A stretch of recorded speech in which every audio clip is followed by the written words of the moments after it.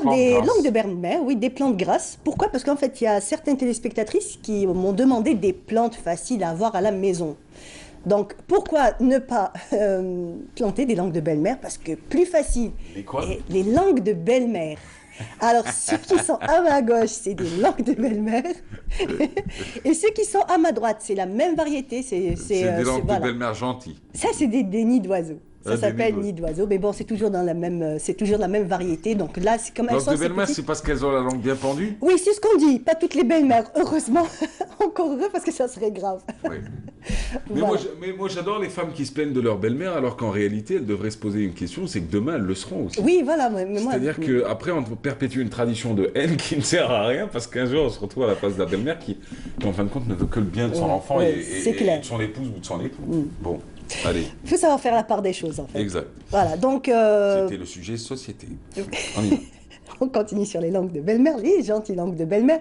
Donc, je vous parle aujourd'hui de cette plante parce que c'est une plante qui est très facile à entretenir, qui vit très longtemps, qui ne demande pas beaucoup de lumière. Donc, je ne sais pas, Mahal, si vous vous souvenez, une fois, j'avais ramené deux plantes en fait, qui sont tout à fait identiques. Donc, c'est deux pots que j'ai séparés, enfin, une seule motte que j'ai séparée en deux.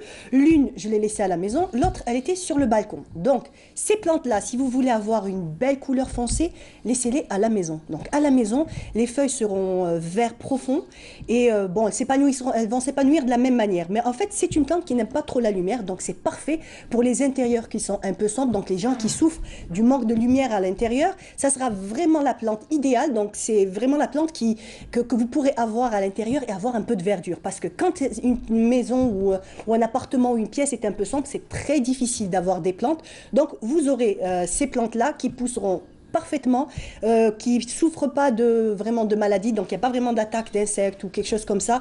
Même au niveau de la terre, vous pouvez les laisser dans leur substrat ou dans leur terre pendant 2 ans, 3 ans, sans aucun problème, et elles pousseront parfaitement. Voilà. Et voilà, donc au niveau des couleurs, je vous ai dit, il y a plusieurs variétés. Donc celles que nous avons là, c'est les langues de belle-mère. Celles qui sont à ma droite, par contre, ça aussi, c'est hyper mignon, c'est super chouette.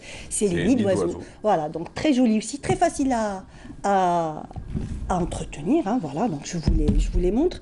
Donc, pourquoi je vous dis facile? Parce que pas la peine d'avoir des racines avec ces plantes-là. Donc on a juste à prendre une feuille, on peut la couper en 3 ou en 4, étant donné, comme je vous l'ai dit, que c'est une plante grasse. Donc on aura juste à la mettre dans de la terre, du terreau de préférence, pour la laisser démarrer avec facilité, ou alors les mettre dans de l'eau, donc pendant une quinzaine de jours, dans un pot, un récipient transparent. Comme ça, vous verrez les petites racines pousser. Une fois qu'elles ont leur système racinaire qui est fait, vous avez juste à les mettre en pot. Par contre, pour les langues de belle-mère, comme je vous l'ai dit, la croissance, on va dire qu'elle est moyenne. Non, ça pousse pas très vite et c'est pas très lent non plus. Par contre, pour les nids d'oiseaux, ça pousse assez rapidement, ça pousse assez vite. Ce qu'il faudra faire, c'est qu'au bout d'un moment, il va falloir dégager un petit peu d'espace parce qu'au bout d'un moment, vous allez voir qu'ils vont se serrer, qu'ils seront un petit peu à l'étroit. Et donc, à ce moment-là, vous serez obligé de les séparer, d'avoir de nouveaux pots. Donc, ça vous permettra d'avoir des pots différents.